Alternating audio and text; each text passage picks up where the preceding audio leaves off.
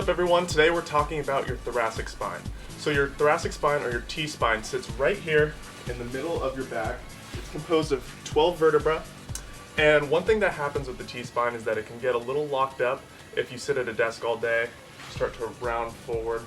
So I'm going to show you a few quick exercises that you can do at home to improve upon the mobility of your T-spine. So this first exercise is called the cat-cow. So with the cat-cow, you're going to be in what's called the quadruped position, so on all fours, hands and knees. And what you're going to do is you're going to arch your back, extending your spine, pinching the shoulder blades together, head comes up, and then you're going to push yourself away from the floor and round your back as much as you can. You're just going to alternate between extending, pinching the shoulder blades together, head comes up, and then chin to chest, extending through the mid-back and rounding forward. Now if you have a band, you can add a little resistance to it by putting it around that part of your mid-back. You're just going to do the same thing. Push away, round the back, and then extend through the back, pinching the shoulder blades together, head comes up, and then head back down, pushing away from the floor.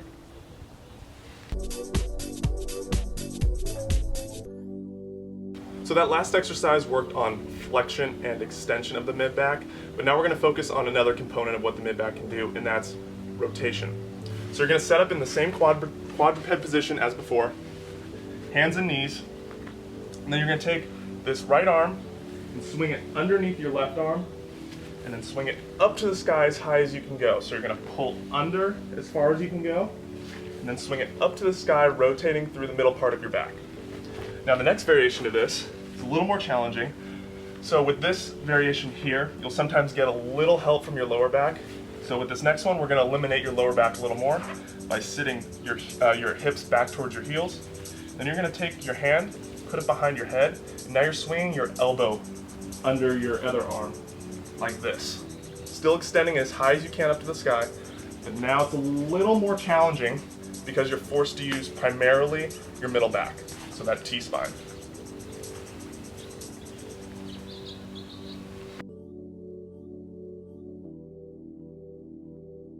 So the next exercise I'm going to show you requires a foam roller or some sort of object that has a little firmness to it so you can extend over it with your middle back. So you're going to put the foam roller or whatever you have at home on the floor. Then you're going to find your middle back. So make sure you're not going too high up towards the base of your neck and not too low where you're at your lower back. So somewhere in between right here. Then you're going to give yourself a big hug. So grab each shoulder. And you're just going to extend over the foam roller through your mid-back. So watch me. So just little extensions. So if you start to extend like this, chances are you're using your lower back, and we don't want to extend through your lower back there. We just want to work on this middle part of your back. So you might not actually get a lot of range of motion because your thoracic spine naturally wants to sit forward into this position. So if you can just get a little bit of extension, that's what we're looking for. So hug yourself and just extend over just a little. If you notice any popping in your mid-back when performing this exercise, just know that it's okay as long as you have no pain. It's just some of the fluid inside of the joints. It gets these air bubbles, and when they pop, that's what creates that noise.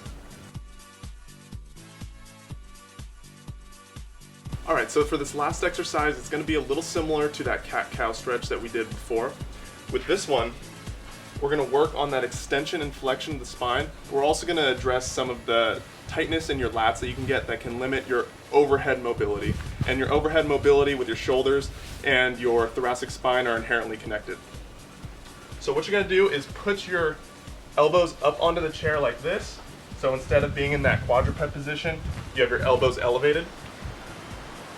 And you're just going to do the same thing as before, flexing through your mid-back, and then extending through your mid-back. Flexion, extension, trying to keep those hands from rotating in and keeping them on your shoulders. So when you're performing this, I want you to try to externally rotate your shoulders because that's going to get the most stretch onto the lats, and it'll put your thoracic spine in a better position to extend. So extension, external rotation here with the shoulders, drop back, and then flex forward.